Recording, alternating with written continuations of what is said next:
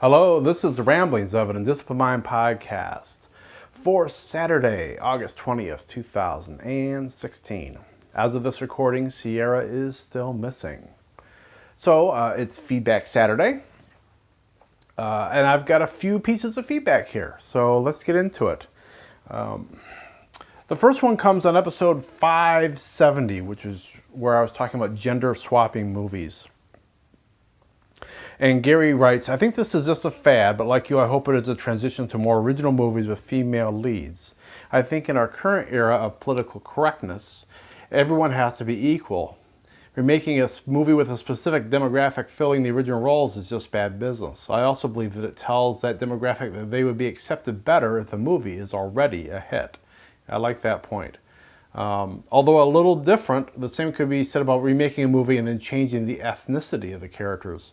Like the remake of Steel Magnolias. From the reviews I read, it didn't do very well, possibly because it was a nearly exact duplicate of the original with different people playing the parts. What is wrong with making original movies? Look at what Spike Lee and Taylor Perry have done with the movies they have made. They used original stories, as far as I know, and their movies did very well. One exception, in my opinion, is the remake of The Wizard of Oz, The Wiz. Since they changed the style of the movie and gave it a much more urban feel, along with great songs, it worked well. Yeah, I agree with that. I did not see the remake of Steel Magnolias, so I don't know exactly what was different about it. I'm kind of assuming from your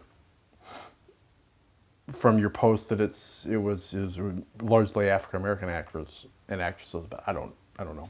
But yeah, I do think that's a good point. Is that, you know, if you are trying to bank upon the previous success, and so like if somebody was going to make a new action flick, and I'll case in point, TV. They've got there's a new 24 series, and they've got an African American actor that's playing the lead role because Kiefer Sutherland's not going to be acting in it anymore. So, is it just, are they really? You know, are they really just trying to bank upon the 24 success to get a whole bunch of fans to come and check out this new version of 24? Whereas maybe they should do something new? I don't know. That's a good question. That's a good question. Yeah, The Wiz is kind of its own thing, I think. It's a derivative, obviously, of The Wizard of Oz. But it's kind of like the difference between Wicked the book and Wicked the musical. And I've not seen the musical, but I've read the book. And I know it's a different thing. It's telling the same basic story, but obviously it's being expressed much differently in the format of a musical. Yeah, I will say that one thing that kind of gave me hope is last night I was cruising on Prime for something to watch, and I watched Mission Impossible Rogue Nation, which I'd never seen before. And there was this guy on there called Javik, whose nickname I think was called the Bone Doctor. And you had Tom Cruise's character, of course, and then you had this British agent that was deep undercover, and it was played by, it was a female role. I forget the actress's name. And you got to a point toward the end there, every time that this guy met up with Tom Cruise, he kicked Tom Cruise's butt, pretty much.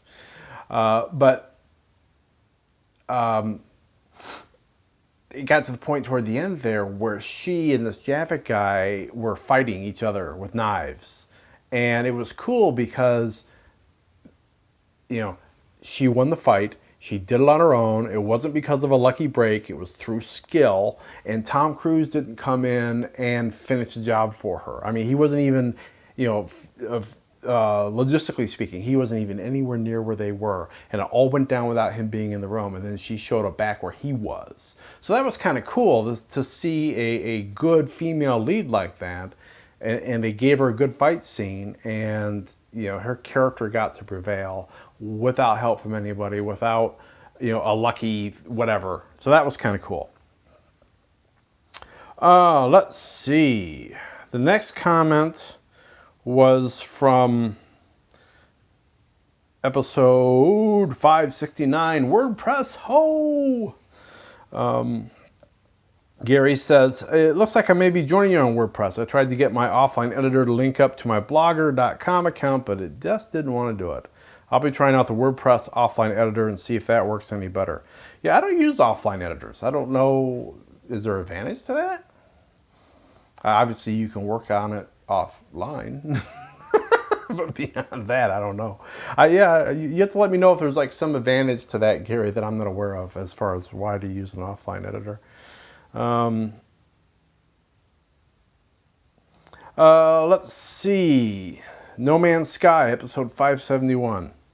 And this is probably due to me being mumble mouth. Gary writes, I looked for that Infinite Archive, but could not find it. Could you post the link for it, please? I really enjoy playing the classics. Yeah, it's Internet Archive. I will put a link on the show notes, but I believe it's just internet.org. I'll have to get on the computer and double check that, but I think it's just internet.org. But it's the Internet Archive.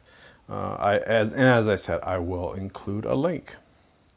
And then on yesterday's episode 572, the Hamiltone, the wife says, even if you're not in hip hop, you should check out Hamilton. And I totally agree. It's not hip hop just for hip hop people. It's really engaging, even for people. And hip hop's not my main thing, but it's really engaging. I think if you are into hip hop and if you're into rap, you're going to enjoy it in even deeper levels because you're going to get all the historical context of the history of rap. But it's an engaging view of one of our founding fathers and the history of the making of this country. So I will reiterate what the wife says. Yes, go listen to it. Go, go, go. That's all I got. That's all I got today. So I will let that be that. I will be back on Monday. I'll be talking to you then. So be seeing you.